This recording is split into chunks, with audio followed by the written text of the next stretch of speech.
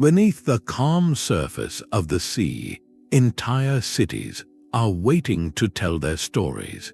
These are not myths, but real metropolises that once thrived with life, now resting in silent darkness.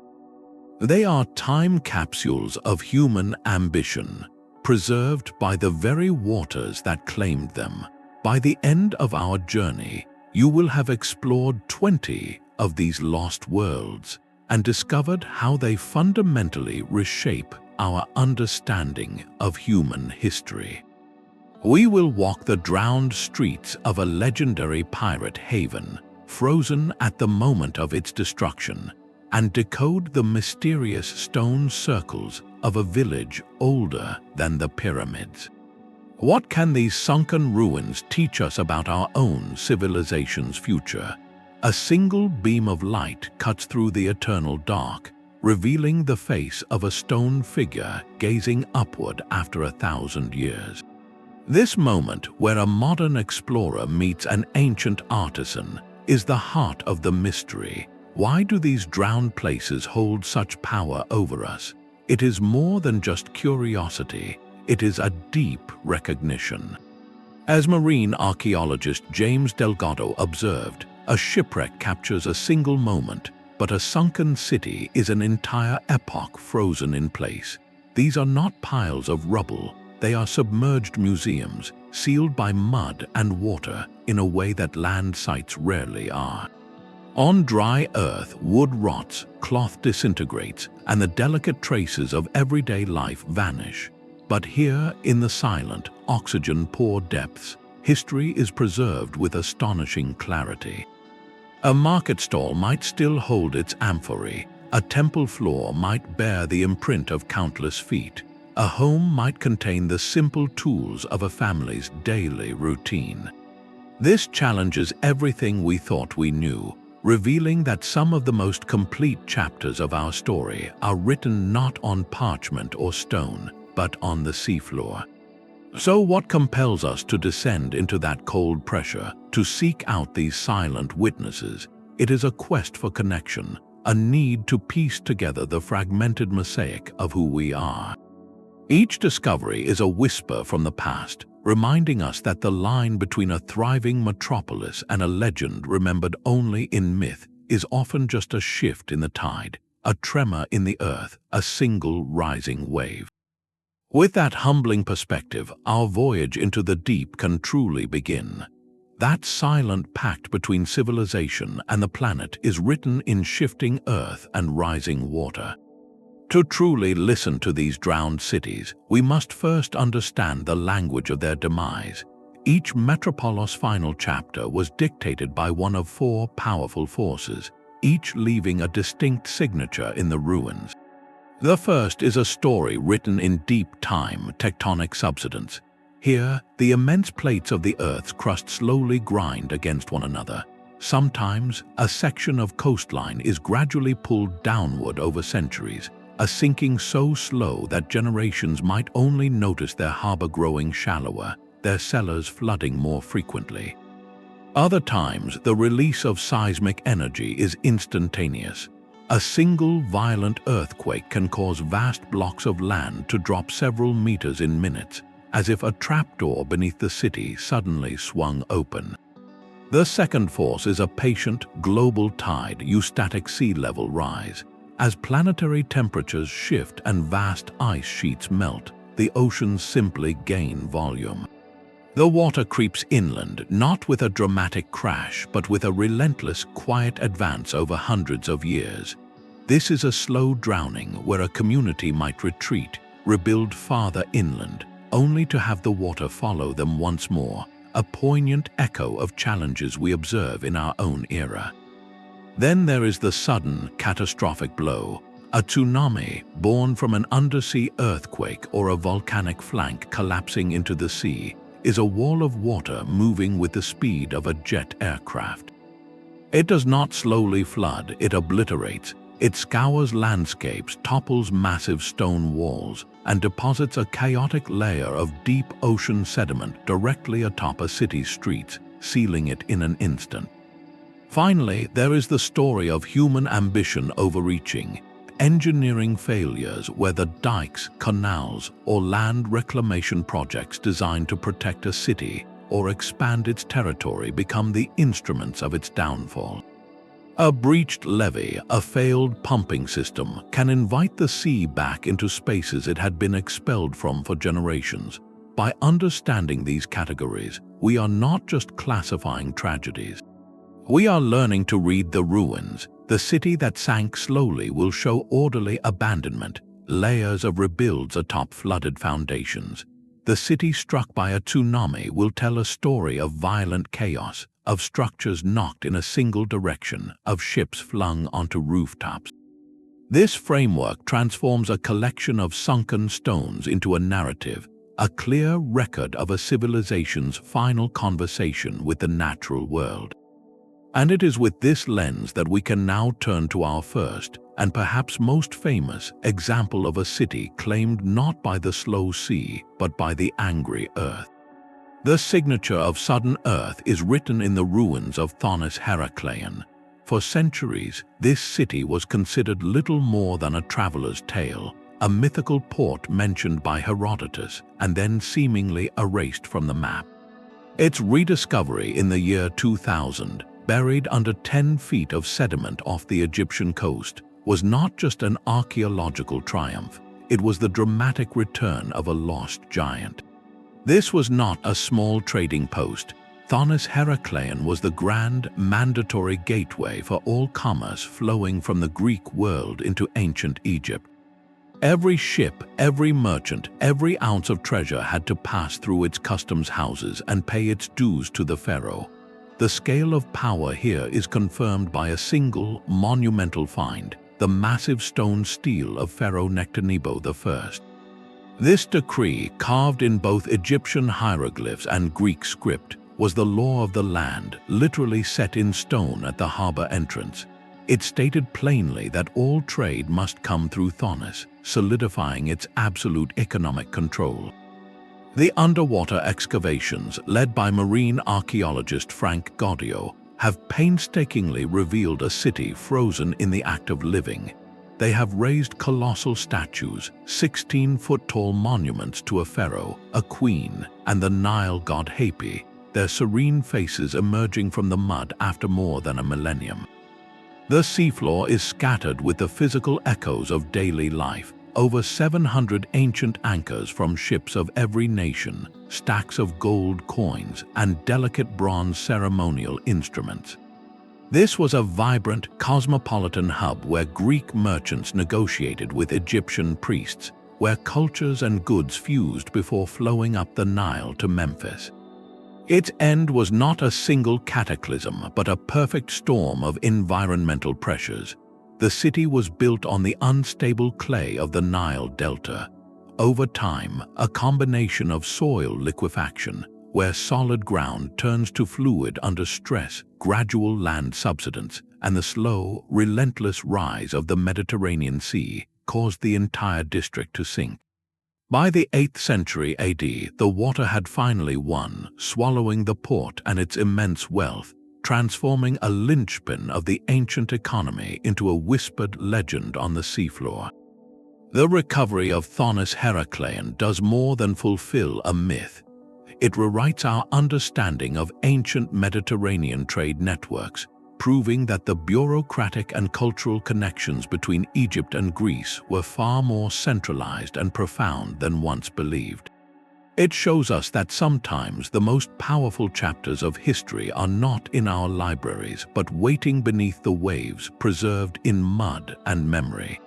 The shift from a bustling port to a silent village reveals a deeper timeline of our relationship with the sea. While Thonis-Heracleion was a center of ancient commerce, another sunken site takes us back to the very dawn of settled life.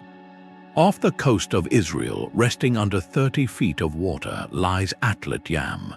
This is not a city of stone monuments, but a village of profound firsts, a community that thrived nearly 9,000 years ago, during a time archaeologists call the pre-pottery Neolithic.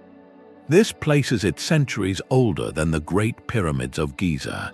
The settlement's layout alone is a marvel. Instead of being built on high ground for defense, its founders chose a flat coastal plain, constructing their homes around a crucial resource, a freshwater spring. This spring became the heart of the community, and around it, they arranged a mysterious circle of massive standing stones. This stone circle, a miniature version of monuments like Stonehenge that would be built millennia later, suggests a sophisticated communal and possibly ceremonial life. The stones, some weighing several tons, were carefully positioned, some with cup marks carved into their surfaces, hinting at rituals or astronomical observations lost to time. But Atlit Yam is more than a sacred site. It is a clear snapshot of a revolutionary moment in human history, the transition from nomadic hunting and gathering to settled farming. Archaeologists sifting through the submerged sediment have found the remains of domesticated wheat, barley, and lentils. They have uncovered evidence of penned animals like sheep, goats, and even cattle. This was a society that had learned to produce its food, a fundamental change that allowed for permanent communities to grow. Yet, this early village also holds a more somber record. Studies of the remains found at the site have revealed the earliest known cases of tuberculosis in humans. This finding offers a poignant insight, showing that the challenges of dense community living, including the spread of illness, emerged alongside its benefits. The end of Atlit Yam was not sudden. It was a slow, inexorable retreat forced by the natural world. As the last ice age receded, meltwater filled the oceans, causing the Mediterranean Sea to rise gradually over centuries. Generation by generation, the villagers would have watched the shoreline creep closer, their fields becoming brackish, their freshwater spring threatened by saltwater intrusion. Eventually, the sea claimed the land entirely, forcing a final, reluctant abandonment. This slow-motion disaster makes Atlit Yam not just an archaeological treasure, but a powerful symbol. It shows that our struggle with rising waters is not a modern dilemma, but a story as ancient as civilization itself. Here, beneath the waves, lies the blueprint of the first farmers, their spiritual stones, and their resilience in the face of a changing world, a quiet testament to humanity's first attempts to build a permanent home. The warm, mineral-rich waters that once soothed Roman emperors now ripple over silent marble columns. In the Bay of Naples, far from the summer stones of ancient ports or prehistoric villages, lies a sunken city dedicated entirely to pleasure. This is Baiae, the legendary resort where Rome's most powerful citizens came to escape, indulge, and often to conspire. While the Forum in Rome was for politics and law, Baiae was for everything else. It was built around natural volcanic thermal springs, believed to hold healing properties, but the true therapy offered here was hedonism. The coastline was a continuous ribbon of breathtaking villas, each competing to outdo the next with intricate mosaic floors, sprawling gardens, and private piers. The philosopher Seneca, a frequent and disapproving visitor, wrote scathing letters about the moral atmosphere, describing a place where the nights were spent in endless revelry, and the very concept of restraint seemed to dissolve in the steam of the baths. It was a playground of unparalleled luxury, a gilded cage for the elite. This dazzling world did not vanish in a quake or a tsunami. It was claimed by something slower and just as inexorable, a geological process known as bradysism. The entire region sits atop the Campi Flegrei, a restless supervolcano. Its underground magma chambers shift, causing the land above to breathe, rising and falling in cycles that span centuries. In the case of Baiae, the land chose to exhale. Over hundreds of years, starting around the 3rd or 4th century AD, a slow subsidence pulled a portion of the coastline downward. Meter by patient meter, the sea advanced, flooding the lower districts, the luxurious beachfront properties, and the ornate pleasure palaces. It was a gradual retreat, not a sudden panic, allowing much of the city's wealth to be moved inland, but leaving its foundations as a gift to the future. Today, that gift creates an experience unlike any other. Baiae is not a distant ruin viewed through a submersible's camera. It is an underwater archaeological park where the past is within arm's reach. Snorkelers and divers can glide over the same black and white mosaic floors that once felt the sandals of senators. They can swim through the skeletal remains of a nymphaeum, a monumental fountain dedicated to water nymphs, its arches now framing schools of silvery fish. A marble statue of a Roman statesman stands upright on the seafloor, his stone gaze fixed not on an empire but on the dappled sunlight filtering down from above. This stunning juxtaposition of human artistry being reclaimed by natural beauty makes Baiae a hauntingly beautiful lesson. It reminds us that even the greatest centers of power and pleasure are subject to the deep, patient rhythms of the planet. The very volcanic forces that created the therapeutic springs, the original source of the city's wealth, ultimately became the architect of its aquatic fate. Here, luxury did not simply decay. It was transformed, offering a silent, elegant testament to the temporary nature of all earthly domains. The serene beauty of Baiae stands in stark contrast to another city lost to the sea, one whose story is not of slow subsidence but of swift, moralizing judgment. In the Caribbean, the clock forever reads 11:43 in the morning. It is June 7, 1692, and in the port of Port Royal, Jamaica, the world is ending. A massive earthquake, estimated at a magnitude 7.5, strikes with apocalyptic force. For 2 long minutes, the ground heaves and splits. Then, as the sand spit the city is built upon violently liquefies, turning solid earth into a churning slurry, the buildings themselves begin to slide.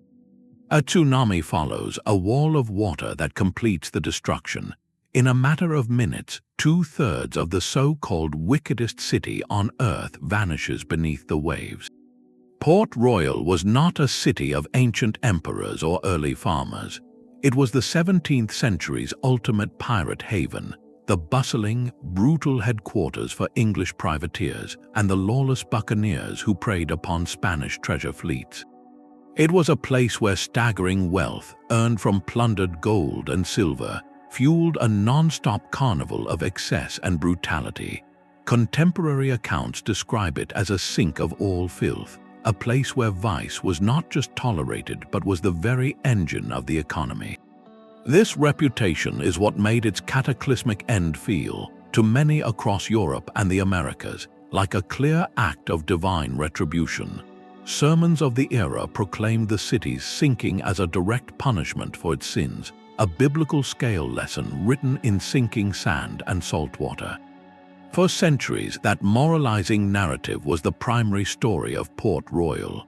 But in the 1980s, marine archaeologists began to systematically explore the sunken portion of the city, and they found something far more profound than a simple morality tale. They discovered a moment frozen with eerie precision. Because the city sank so quickly, and because the fine sediment settled over it like a blanket, the ruins were preserved not as scattered rubble, but as a standing, if tilted, snapshot. Excavations revealed buildings with walls still intact, their contents scattered as if by a sudden, violent shake.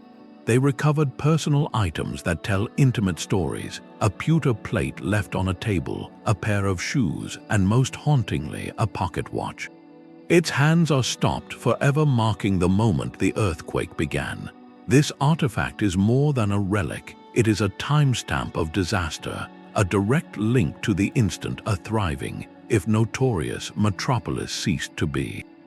The archaeological record here does not just speak of sin. It speaks of colonial ambition, of a risky economic gamble built on a geologically unstable foundation, both literally and figuratively. The city's rapid construction on a loose sand spit, driven by a hunger for quick wealth, made it uniquely vulnerable. Port Royal's ruins are a stark, sobering monument to the breathtaking speed with which human prosperity, no matter how fiercely won or boldly flaunted, can be erased by the indifferent forces of the natural world. It is a lesson in fragility, preserved in the silent, sediment-filled rooms of a drowned pirate port. The ghostly toll of church bells is said to rise from the shallow, misty waters of Germany's Wadden Sea. These phantom chimes are the last echo of Rungholt, a prosperous medieval settlement so completely erased that it earned the name the Atlantis of the North. Unlike the Roman luxury of Baiae or the pirate chaos of Port Royal, Rungholt's story is one of a hard-won victory over nature, brutally reversed. This was a city built not just on land, but on land stolen from the sea itself. The people of medieval Frisia were master hydraulic engineers, constructing a complex system of dikes, mounds, and tidal gates to drain the marshy coast and create rich, fertile farmland.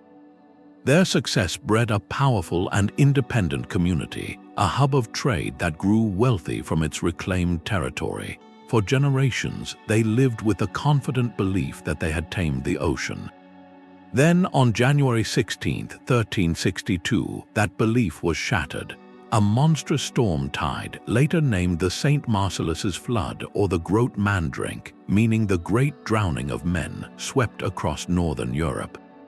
The hurricane-force winds drove the North Sea to heights never before recorded, overwhelming every dike and defense. The water did not just flood Rungholt, it scoured the very earth it was built upon from the map. Historical accounts describe waves like mountains and a death toll in the tens of thousands. Rungholt, along with countless other villages, vanished beneath the waves, its exact location fading into local legend and spooky folklore for centuries. It was said that the city had been punished for the arrogance and sinfulness of its inhabitants, a moral lesson similar to that told of Port Royal. Yet, the true story is more complex and far more relevant. Modern archaeological surveys using magnetic imaging during especially low tides have finally begun to map the outlines of the lost city. They have detected the subtle remains of its man-made dwelling mounds, the rings of old wells, and the precise engineering of its tidal gate system. These are not the ruins of a wicked place, but of a resilient and innovative one. The tragedy of Rungholt is not a simple tale of divine punishment, but a stark lesson in vulnerability. It shows the fragile line between reclaiming land from the sea and living at its mercy. The settlers had pushed their environment to its limit, and when an extreme weather event, a storm of unprecedented scale, arrived, their defenses were simply not enough. In this way, the sunken mounds of Rungholt speak directly to our modern world. They are a centuries-old warning written in silt and salt, reminding us that our own coastal cities, no matter how advanced their engineering, must respect the immense and unpredictable power of the rising sea. The phantom bells are not just a ghost story, they are an alarm from the past still ringing. The legends of drowned cities echo through time, but one story from ancient Greece was so vivid it shaped philosophy itself. On a single winter night in the year 373 before the Common Era, the prosperous city of Helike vanished from the earth. This was no minor settlement. Helike was a leading member of the powerful Achaean League and the principal center for the worship of Poseidon, god of the sea and earthquakes. According to the ancient travel writer Pausanias, the disaster unfolded with terrifying speed. A massive earthquake struck, followed immediately by a towering tsunami from the nearby Corinthian Gulf. When the sun rose, Helike was simply gone, submerged beneath the waves. The destruction was so total, so absolute, that for centuries its precise location faded into the realm of myth and scholarly debate.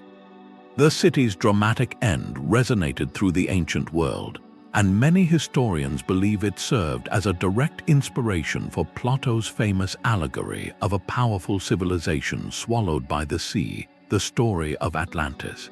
The parallel is striking: a sophisticated maritime society devoted to the god of the sea, punished and lost in a single night of earth and water. For over 2 millennia, Helike remained a ghost in the historical record, a cautionary tale. Then, in 2001, a team of archaeologists made a breakthrough. they discovered the city not on the seafloor, but buried under thick layers of silt and coastal deposits inland from the modern shoreline. This finding solved the ancient mystery. The earthquake had triggered a phenomenon known as soil liquefaction, where water-saturated ground temporarily loses its strength and behaves like a liquid. The city did not just flood, it sank intact into a vast lagoon created by the quake and tsunami. Over the following centuries, that lagoon gradually filled with sediment from nearby rivers, burying Helike under solid ground and hiding it from view. The excavation of this site is more than the recovery of a lost city. It is a powerful act of verification. It provides tangible, physical evidence that matches the descriptions left by ancient writers like Pausanias and Strabo. Pottery, coins, building foundations, and even the remnants of a possible sanctuary to Poseidon have been uncovered, all sealed within a distinct layer of marine sediment that marks the catastrophic event. This creates a direct material link between classical texts and the geological record. Helike teaches us that some of history's most enduring myths are not pure invention, but are rooted in real, witnessed trauma. The city's fate shows how a profound geological disaster can leap from lived experience into cultural memory, transforming from a local tragedy into a universal story about the precarious balance between human civilization and the forces of nature. In the silent, silt-packed ruins of Helike, myth and history are not separate. They are layers of the same story, finally brought back into the light. The line between sacred scripture and historical record can blur beneath the waves. On the western coast of Gujarat, India, the ancient city of Dwarka stands as a profound testament to this convergence. For over 3,000 years, its story existed solely in the realm of devotion, detailed in sacred Hindu texts like the Mahabharata and the Puranas. According to these scriptures, the majestic city was built upon the orders of the god Krishna himself, a glorious capital of his kingdom, constructed on land reclaimed from the sea. The legends describe a city of immense beauty and splendor, with palaces made of crystal and silver, broad boulevards, and a bustling port. Yet, the texts also carry a prophecy of loss. They state that upon Krishna's departure from the mortal world, the ocean would rise to reclaim Dwarka, swallowing the divine city whole. For centuries, this narrative was understood as powerful mythology, a spiritual metaphor for the impermanence of all earthly things. Then, in the 1980s, something remarkable happened off the coast of the modern town of Dwarka. Marine archaeologists conducting systematic surveys began to uncover structures on the seabed. They found massive stone blocks, some weighing several tons, arranged in clear geometric patterns that suggested fortification walls and building foundations. The seafloor yielded stone anchors, the kind used by ancient trading vessels, and a wealth of pottery shards. Scientific analysis dated these artifacts to the second millennium before the Common Era, a period that aligns with the late phase of the Indus Valley or Harappan civilization. This was not a random collection of debris. It was the outline of a significant, sophisticated port city that had been claimed by the rising sea. The discovery sent ripples through both academic and spiritual communities. It provided tantalizing physical evidence that the epic Mahabharata, long considered a work of sacred literature, might indeed contain kernels of historical memory, preserving the legacy of a real coastal metropolis that met a catastrophic end. The archaeological findings suggest a likely scenario where a major Harappan port, already a center of trade and culture, gradually succumbed to the same post-glacial sea level rise that threatened so many early settlements. Over generations, the shoreline shifted, and what was once dry land became submerged, transforming a thriving hub into a legend. Today, the search for Dwarka is unique. Diving teams descend into those waters seeking more than just ruins. They are looking for a tangible connection to a divine narrative, Each stone anchor raised, each pottery fragment catalogued, is examined through a dual lens, that of scientific inquiry and that of deep cultural faith. This makes Dwarka a powerful symbol of how different ways of knowing can illuminate the same profound truth. It represents the moment when a story passed down through countless generations steps out of the pages of scripture and offers its hand to the careful, measuring tools of archaeology. In the silent structures beneath the Arabian Sea, faith and history do not conflict, they converse, offering a richer, more layered understanding of a past that is both human and timeless. The debate between faith and evidence takes a dramatic turn in the crystalline waters off Japan's westernmost island. Here, the ocean floor does not hold the familiar ruins of columns or walls, but something far more enigmatic. The Yonaguni monument is a colossal, solitary structure, a series of immense sandstone terraces descending like a sunken stadium into the deep blue.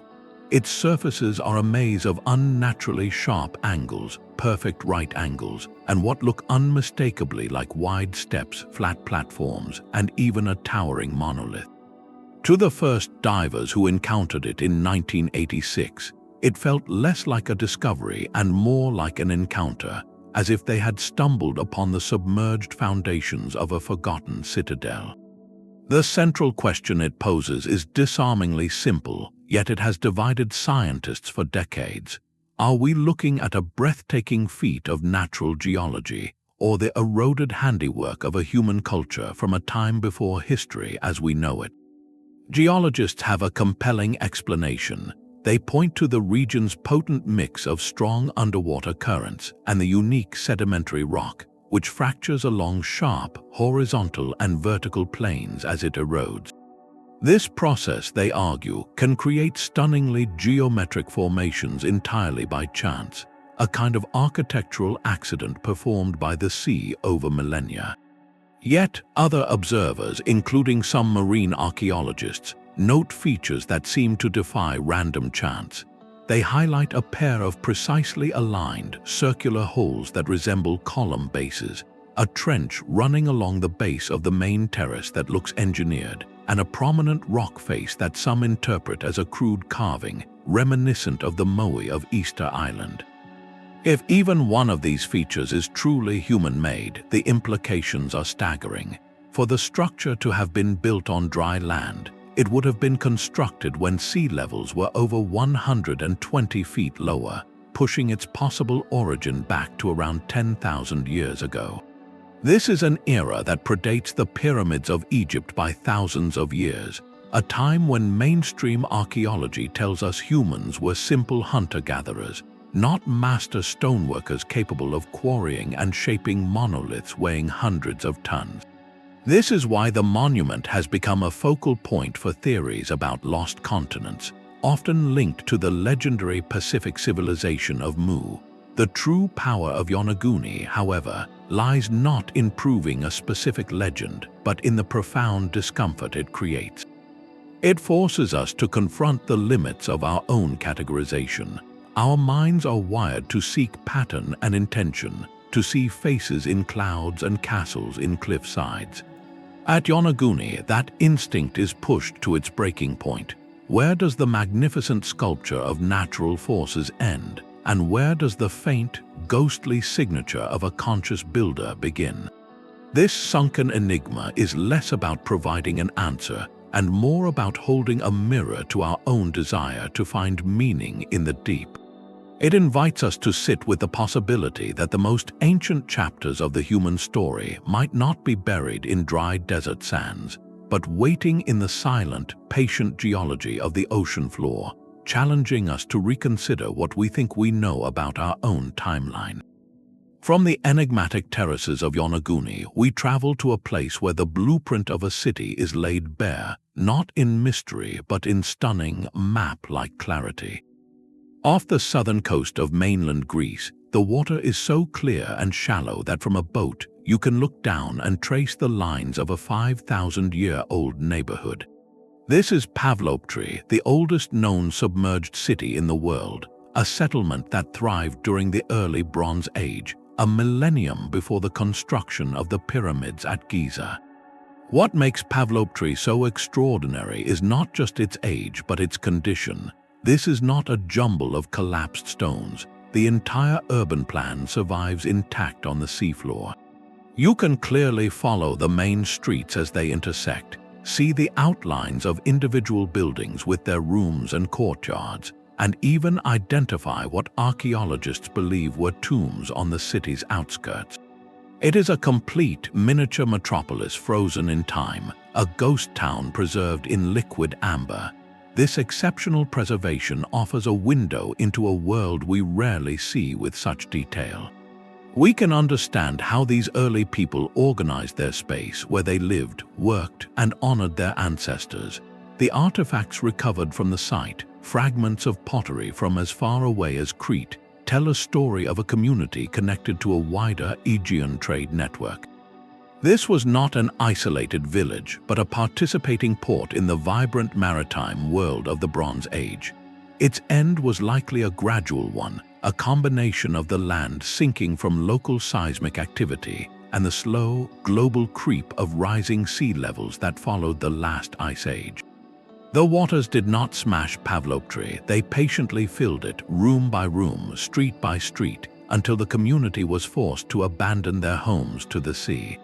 This gentle drowning is what granted us this gift. Because there was no violent destruction, the city's skeleton remained perfectly articulated. Studying Pavlopetri is like finding a master plan for early urban life, a silent guide written in stone and sediment.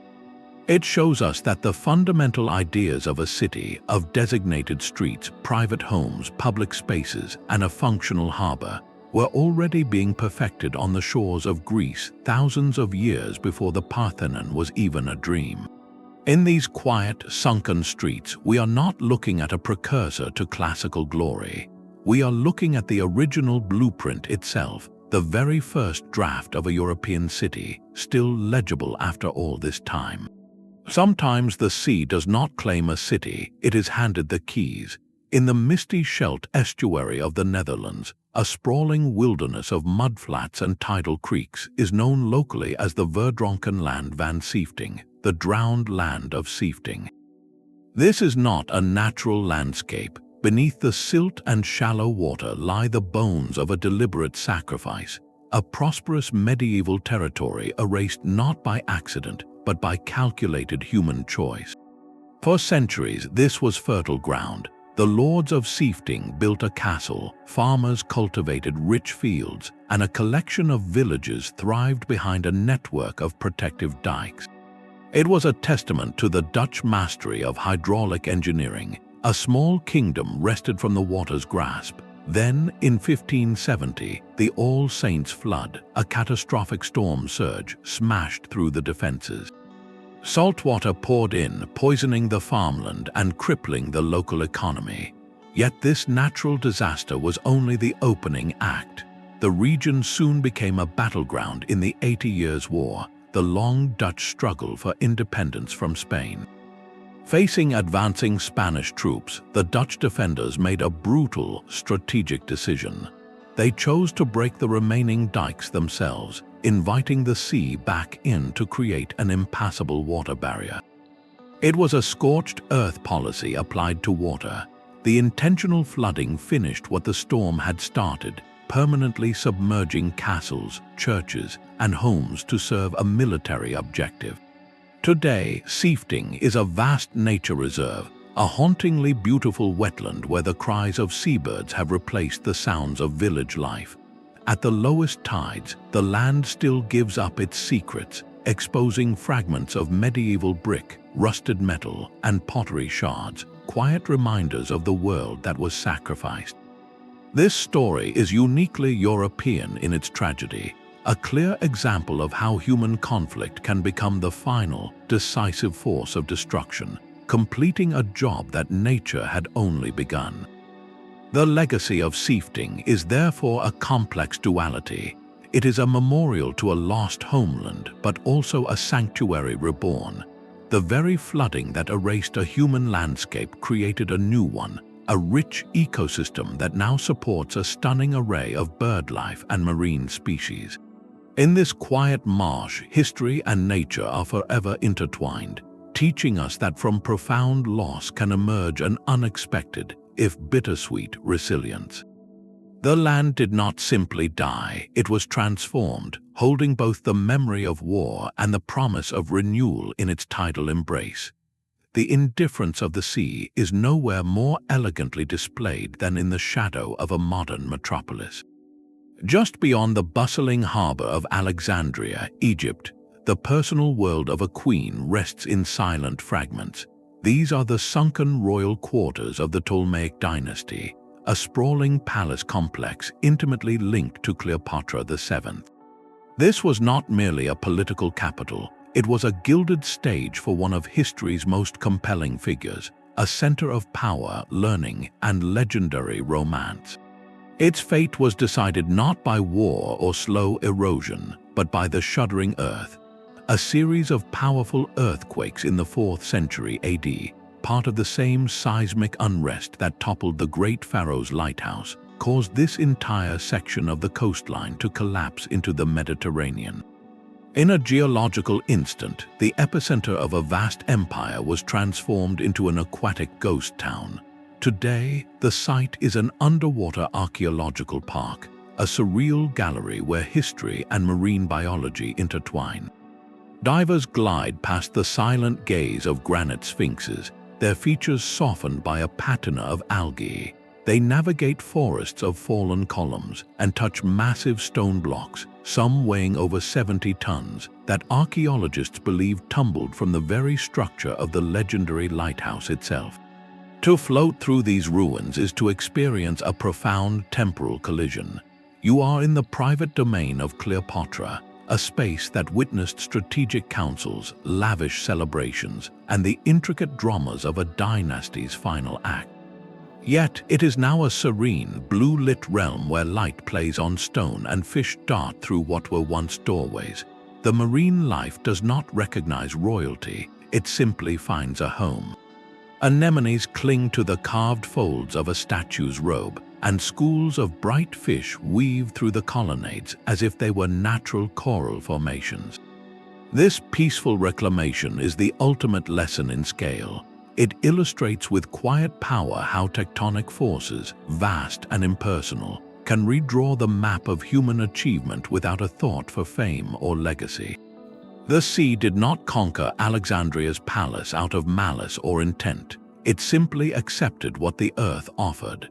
In these quiet waters, the grand narrative of empire is distilled into a single, poignant image, the enduring stone of a queen's world, patiently waiting beneath the waves, forever holding its breath.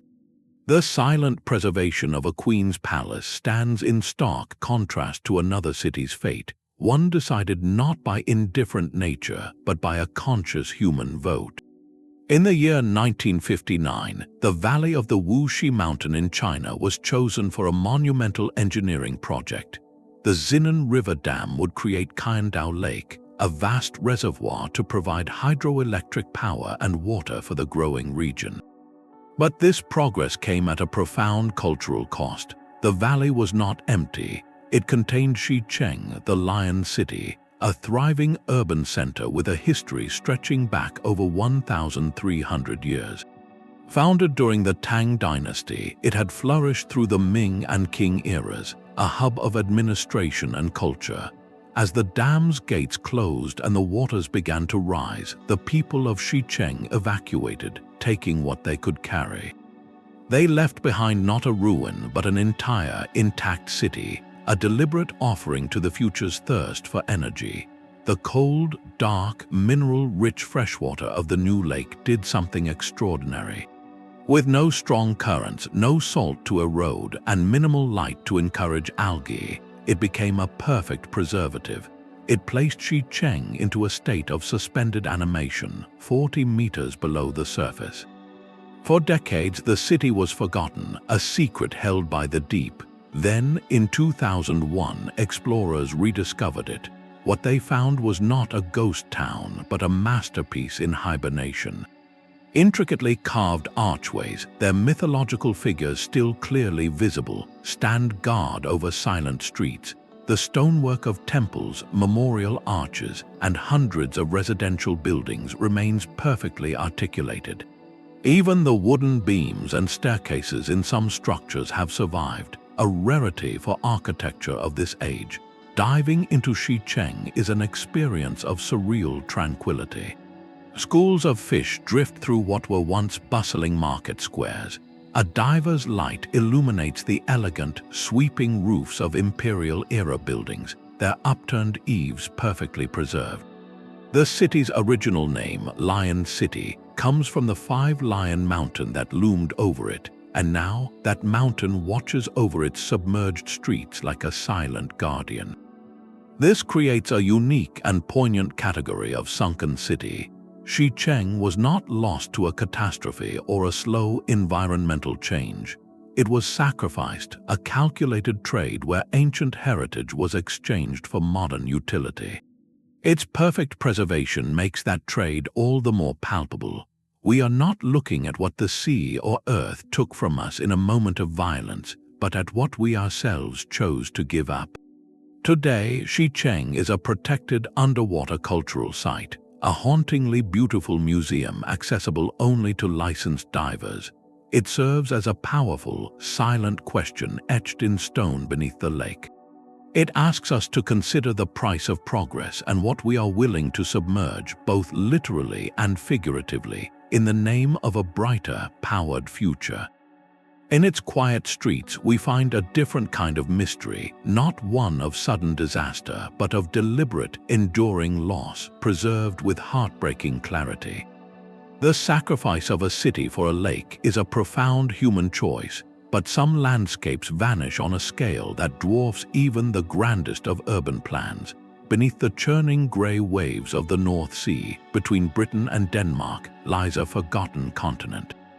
This was Doggerland, a vast, fertile plain of rolling hills, forested valleys, and meandering rivers that, for thousands of years, was the true bridge connecting the British peninsula to mainland Europe. It was not a city, but a complete world, a homeland for generations of Mesolithic hunter-gatherers who tracked herds across its plains and fished in its inland waterways.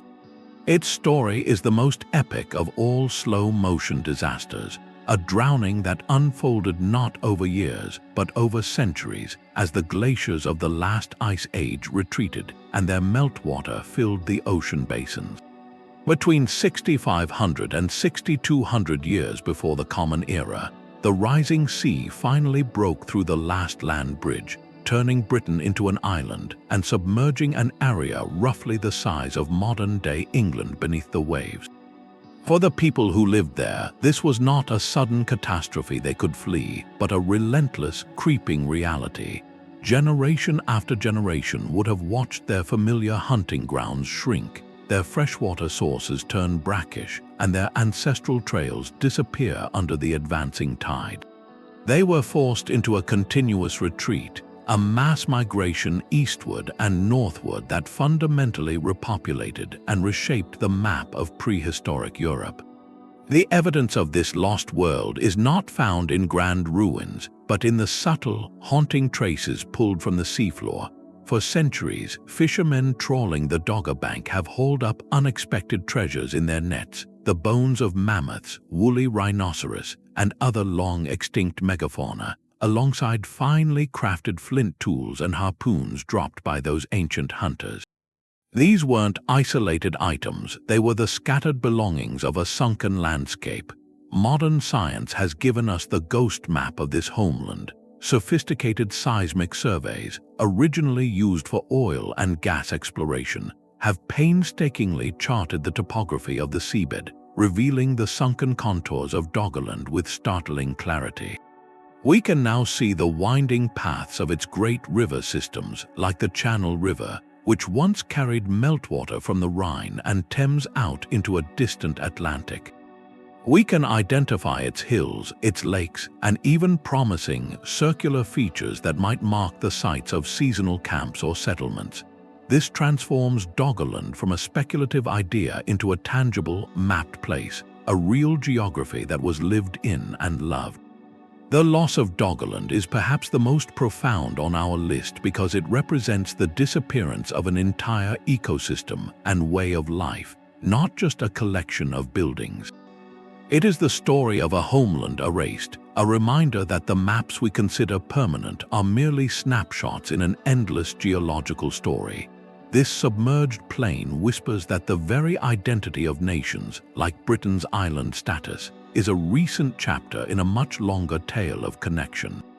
In those dark, cold waters, we find not the skeleton of a city, but the ghost of a continent, a silent testament to the fact that sometimes the sea doesn't just claim our structures, it can redraw the very boundaries of our world. The god's jealousy is written in legend and confirmed by the ocean's retreat. For centuries, the fishermen of Mahabalipuram on India's southeastern coast passed down a haunting tale.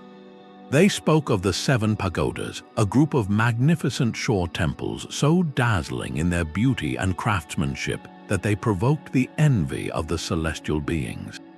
In a divine act of retribution, the story goes, 6 of these glorious structures were swallowed by the sea in a single night, leaving only one standing on the shore as a solitary reminder of what was lost. This local folklore was long considered a poetic metaphor, a way to explain the powerful and sometimes destructive force of the Bay of Bengal. Then, on December 26, 2004, the ocean itself decided to reveal the truth. The catastrophic Indian Ocean tsunami, one of the deadliest natural disasters in recorded history, struck the coast with unimaginable force. But as the tsunami wave receded, it performed a bizarre and temporary act of archaeological revelation. It pulled vast volumes of water away from the shoreline, exposing, for a few brief and shocking minutes, the seabed just offshore. What locals and officials saw was not sand and rock, but the distinct outlines of man-made structures. Stone walls, the foundations of buildings, and even carved sculptures of lions and elephants lay temporarily uncovered, as if the sea had drawn back a curtain. This tragic event provided startling, tangible evidence that the legend of the 7 pagodas was rooted in historical reality. Subsequent underwater surveys by archaeologists from India's National Institute of Oceanography and international teams confirmed the discovery. They mapped a sprawling complex of submerged ruins stretching over several square miles. These included the remains of a large, fallen stone wall, a series of stone block structures that likely formed part of a massive temple complex, and numerous beautifully carved artifacts. The ruins are dated to the Pallava dynasty, which ruled the region from the 3rd to the 9th centuries of the Common Era, a golden age of Dravidian art and architecture. Mahabalipuram's surviving shore temple, a UNESCO World Heritage Site, is a masterpiece from this period. The underwater findings suggest it was never alone. It was almost certainly part of a much larger port city, a thriving hub of commerce and devotion, with multiple temples and monuments dedicated to Hindu deities like Shiva and Vishnu. The discovery raises a profound question. Was this city claimed by a single, ancient tsunami similar to the one in 2004, or did it succumb to a slower process of coastal erosion, its foundations gradually undermined over centuries by the relentless waves? The evidence points to the awesome, cyclical power of the ocean. A modern tsunami, in its moment of devastating loss, illuminated an ancient disaster, linking 2 catastrophic events across more than 1,000 years of history. This site embodies a poignant duality. It shows how folklore can be a vessel for historical memory, preserving the truth of a cataclysm in the form of a moral story.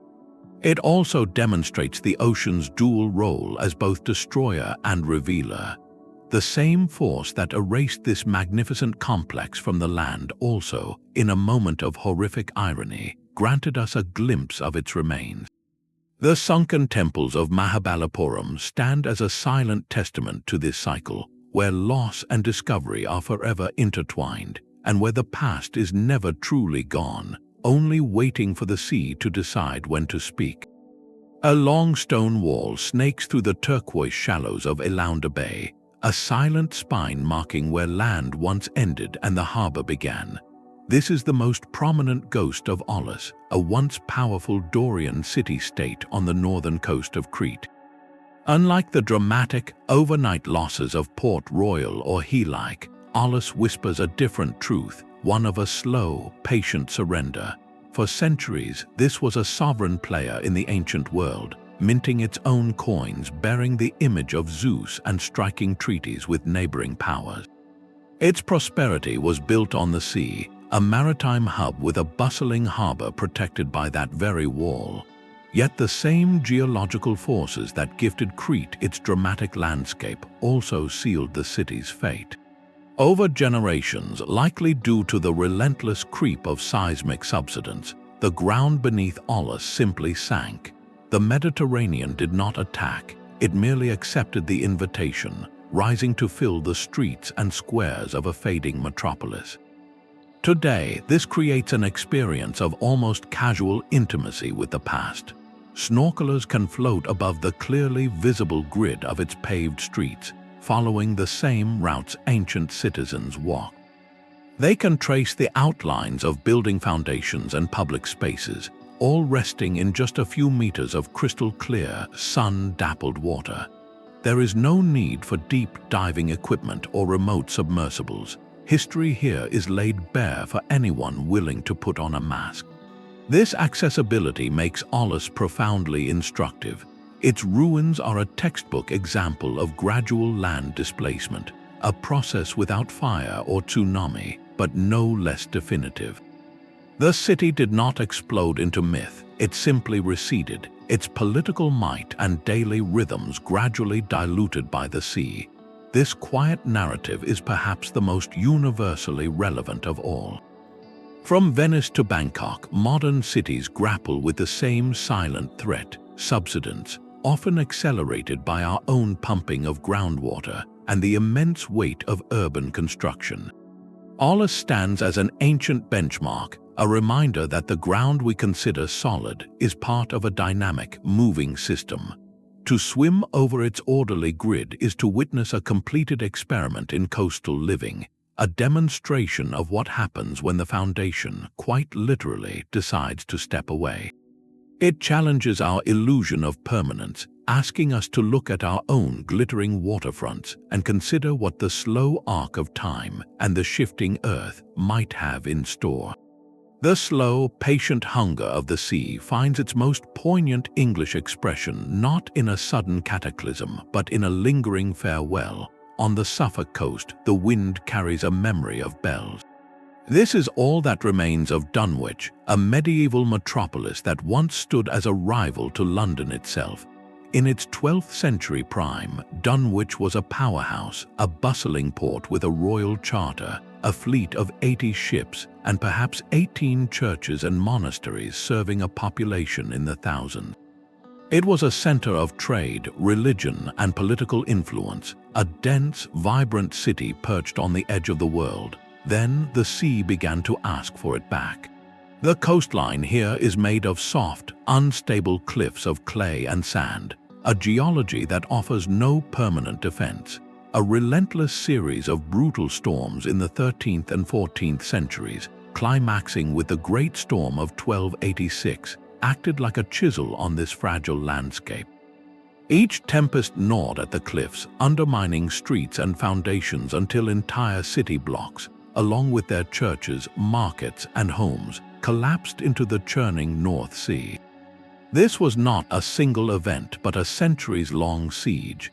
Generation after generation watched their city shrink. A church would be abandoned, then its ruins would tumble into the waves. A harbor would silt up, then the waterfront district behind it would vanish. The process was so gradual that maps from different eras showed Dun, which literally being eaten away, its outline retreating further inland with each passing century. Today, the modern village of Dunwich is a quiet, tiny shadow of its former self.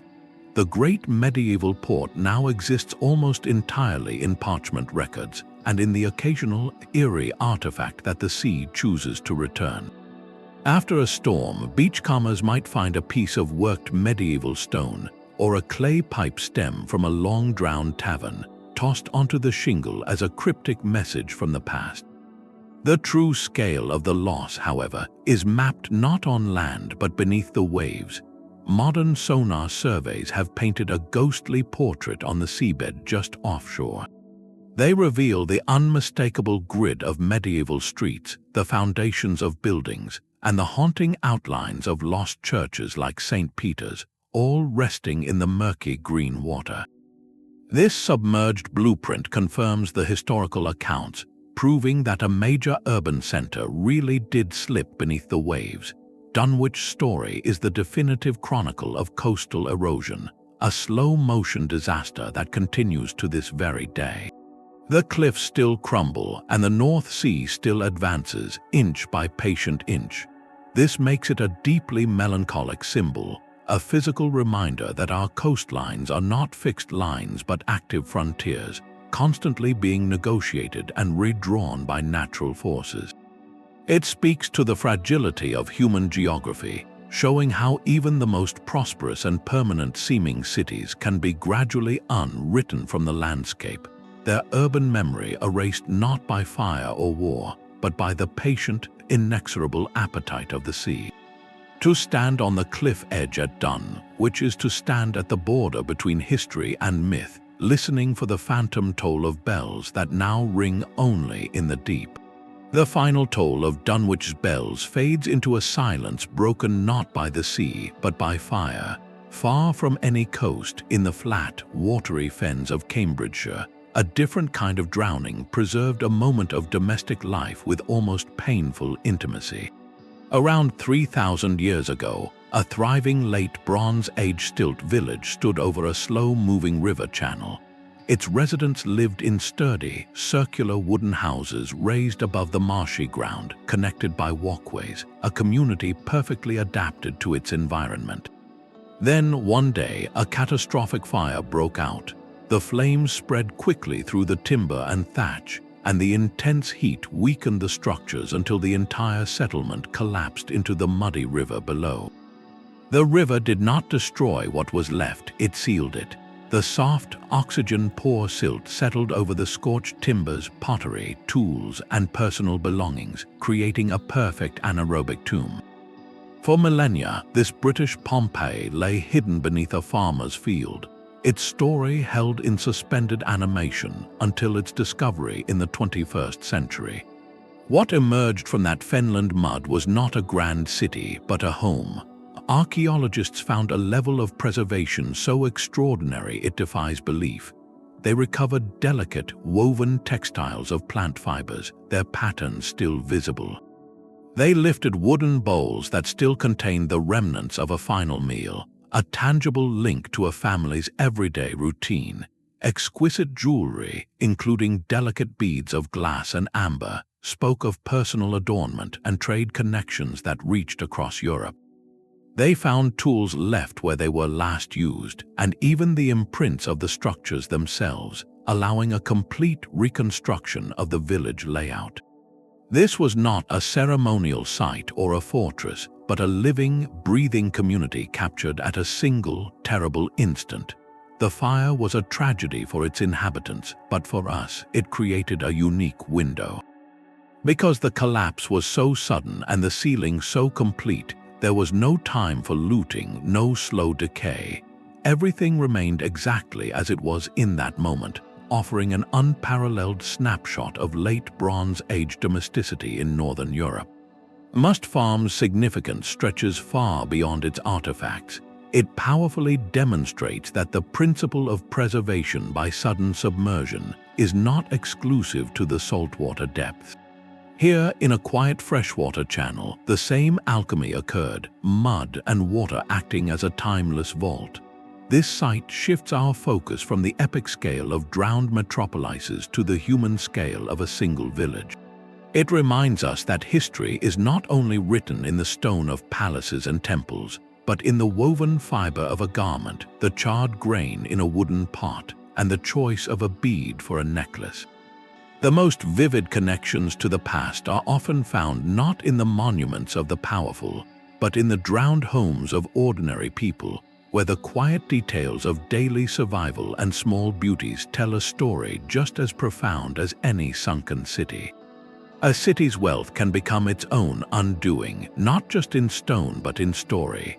On the southern shores of the Baltic Sea, the legend of Vinter endures not through ruins but through song and warning. For centuries, Slavic and Germanic folklore spoke of a port of unimaginable splendor, a hub where merchants from every nation gathered and towers gleamed with gold. This was not just a prosperous place, it was a symbol of excess, so prideful in its riches that it invited divine anger, according to the tales, as punishment for the vanity and sin of its citizens. The entire metropolis was swallowed by the sea in a single, stormy night, vanishing forever beneath the waves. This powerful narrative transformed a potential trading center into a moral lesson, a timeless fable about the dangers of hubris and fleeting fortune. But behind every lasting myth, there is often a grain of geographical truth. Historians and archaeologists have long debated which real settlement might have inspired the Vinter stories. Two strong candidates emerge from the early medieval period. The first is Jomsborg, a famed and possibly semi-legendary fortress settlement of Slavic Pomeranians, said to be a center of power and commerce. The second is Jumni, a bustling Viking Age trade emporium described by chroniclers as the largest city in Europe, a cosmopolitan marketplace where goods and cultures from Scandinavia, the Slavic world, and beyond converged. These were real, thriving ports on the shifting Baltic coast. Their eventual decline was likely far less dramatic than the legend suggests, a slow surrender to the relentless environmental forces of that coastline. The Baltic's southern shore is a landscape in constant motion, where fierce storms, coastal erosion, and the migration of massive sandbanks could silt up a vital harbor or gradually undermine a settlement's foundations over generations. A community that depended on maritime access might simply find itself stranded, its economic life strangled as the sea rearranged the very geography that gave it birth. Forced to abandon their home, the displaced people would have carried its memory with them, and over time, the story of a lost great city would have grown in the telling, each generation adding layers of moral significance to explain its disappearance. That is where Vinter's true power lies. It transcended archaeology to live in the human imagination. It became a subject for romantic German poetry in the 19th century, and even inspired an opera, its sunken bells said to still toll mournfully beneath the water.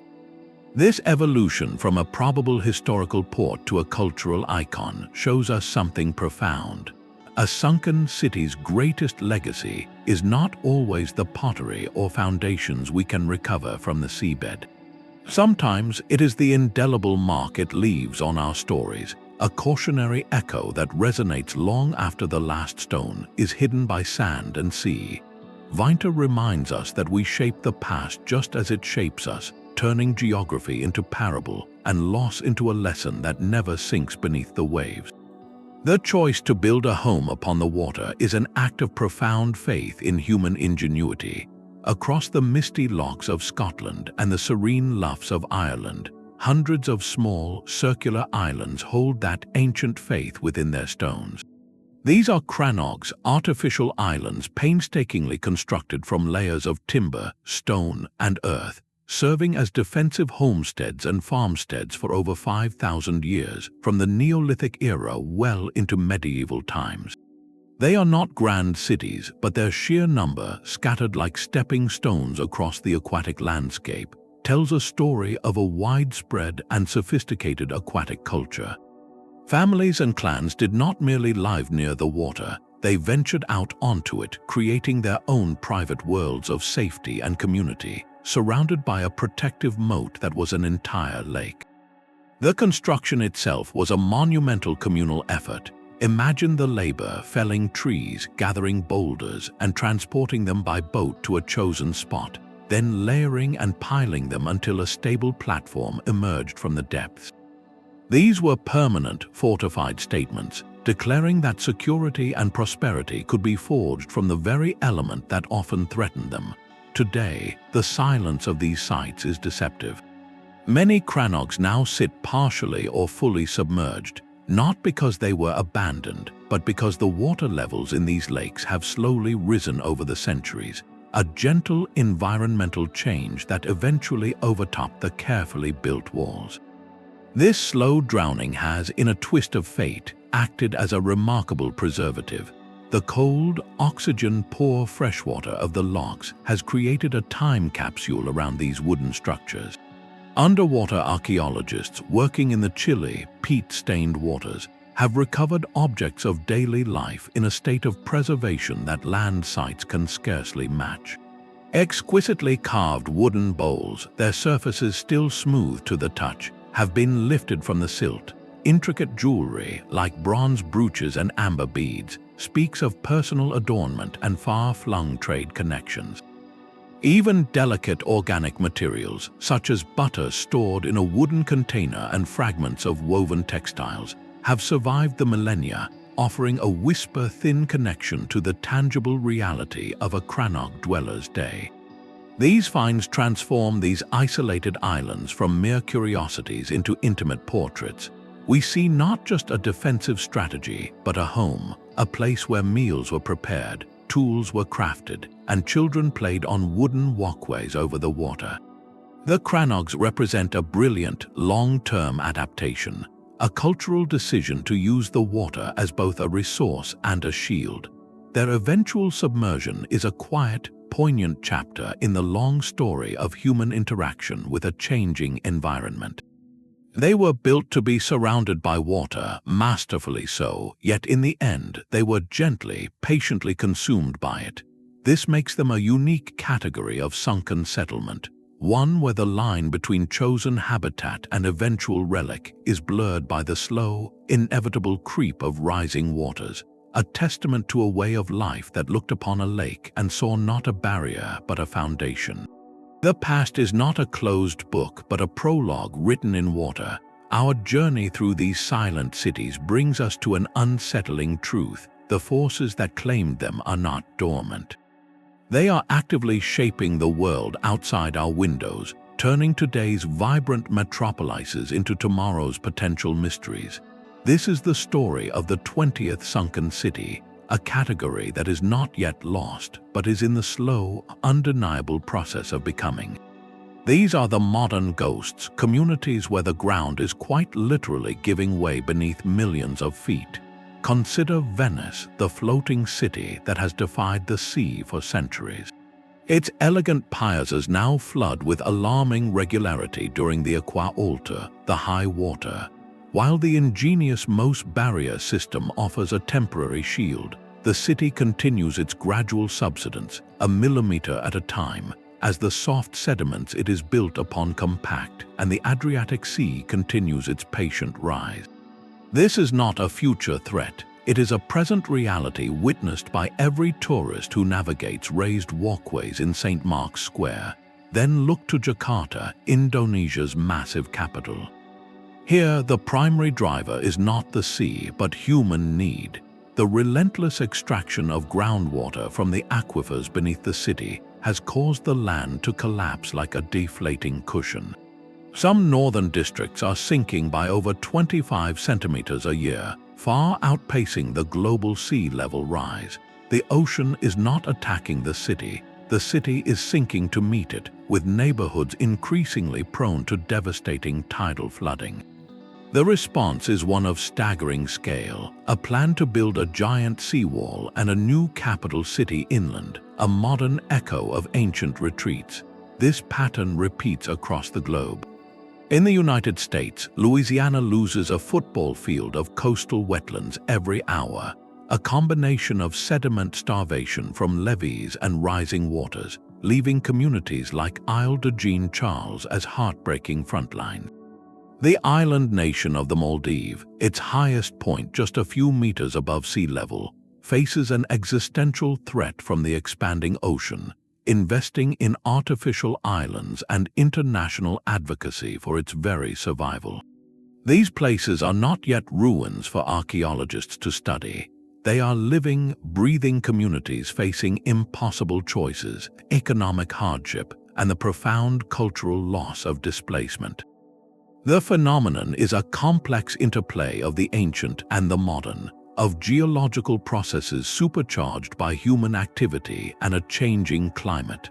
Our historical exploration thus arrives at an urgent contemporary mirror. It forces a sobering question upon us, which of today's great coastal cities, with their glittering skylines and dense populations, will become the sunken enigmas for a future civilization to ponder. The drowned cities of the past were mysteries we solved. The sinking cities of today are a call to action we must answer, a reminder that the dialogue between humanity and the sea is a conversation that never truly ends. The murky shadows on a sonar screen hold no meaning until human curiosity gives them a voice. Translating those silent echoes into a coherent story requires a marriage of cutting-edge technology and meticulous, almost artistic, interpretation. The journey to find a lost city often begins not with a dive, but with a broad, sweeping scan. Side-scan sonar is the workhorse of marine archaeology, towed behind a research vessel to paint a detailed, acoustic picture of the seabed. It reveals the texture of the ocean floor, distinguishing between soft sand, rocky outcrops, and the sharp, geometric anomalies that betray human hands. Complementing this, magnetometers detect subtle disturbances in the Earth's magnetic field caused by buried iron objects like anchors, cannons, or even the fired bricks of an ancient kiln. These tools allow researchers to survey vast areas, identifying promising targets from the surface before a single diver ever enters the water. Once a potential site is located, the real detective work begins. Underwater excavation is an exercise in extreme patience and precision, a world away from the hurried treasure hunting of fiction. Every single scoop of sediment, lifted by a gentle airlift or a careful dredge, is meticulously sifted and recorded. The context of an artifact, its exact depth and position relative to a wall or a hearth, is often more valuable than the object itself. This context allows archaeologists to reconstruct timelines, understand building phases, and piece together the narrative of daily life. To preserve this spatial information with perfect accuracy, teams now use three-dimensional photogrammetry. Divers take thousands of overlapping photographs of a site, which specialized software then stitches together into a hyper-detailed, measurable digital model. This creates a permanent virtual copy of the ruins, allowing scientists to study every stone and artifact from their desks, and even to share these inaccessible worlds with the public through immersive online experiences. This painstaking work does not happen in a legal vacuum. Recognizing that the ocean floor holds a fragile, non-renewable archive of human history, organizations like UNESCO have established conventions for the protection of underwater cultural heritage. These international agreements promote in situ preservation, meaning leaving sites intact on the seabed as the first option, and set strict scientific standards for any excavation. They aim to prevent looting and commercial exploitation, ensuring that these time capsules are studied for knowledge, not stripped for profit. This global framework acknowledges that sunken cities belong not to any one nation, but to the shared story of humanity. Every mapped outline, every carefully raised pot, and every digitally reconstructed street is a testament to the teams of archaeologists, divers, conservators, and historians who dedicate their lives to listening to these whispers from the deep. Their work transforms the obscure into the understood, proving that our past is not lost, only waiting for the right combination of technology, patience, and respect to bring its stories back to the surface. From the silent homesteads on Scottish lochs to the sophisticated scans mapping our shared heritage, one profound pattern emerges. The story of humanity is not confined to mountain peaks and river valleys. A significant and often overlooked chapter of our collective journey is inscribed on the continental shelf, in the quiet dark where land meets sea. The 20 lost worlds we have explored together form a mosaic of this truth. Each one, from the Neolithic villages drowned by melting glaciers to the pirate capitals claimed by earthquakes, reveals a universal lesson.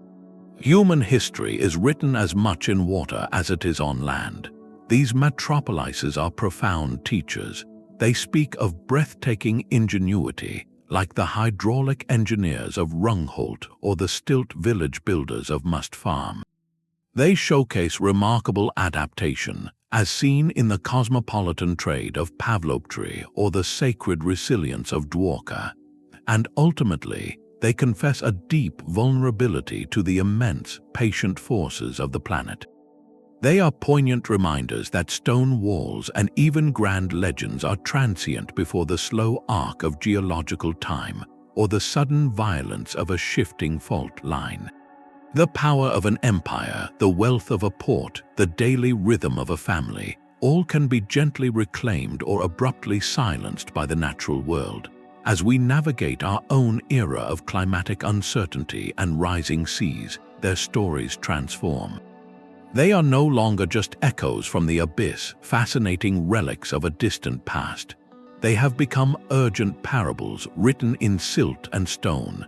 They ask us to look at our own coastal skylines with new eyes, to consider the legacy we are building upon foundations both literal and metaphorical. We leave you with a final, grounding thought from the pioneering oceanographer Sylvia Earle. She reminds us, with every drop of water you drink, every breath you take, you are connected to the sea. That connection is now deeper than ever. It includes not only the water cycle that sustains us, but also the silent cities, the drowned homelands, and the forgotten stories that the ocean holds in trust. These sunken chapters are part of our global narrative, a submerged heritage that binds our past to our present and our future. If you were captivated by these lost worlds and the mysteries they guard, we invite you to dive deeper. Subscribe for more journeys into the heart of historical mysteries. And we are truly curious. Let us know in the comments below which sunken city story resonated most deeply with you. Was it the sudden tragedy of Port Royal, the slow farewell of Dunwich, or the enigmatic stones of Yonaguni? Your perspective adds another layer to this ongoing, global conversation with the past.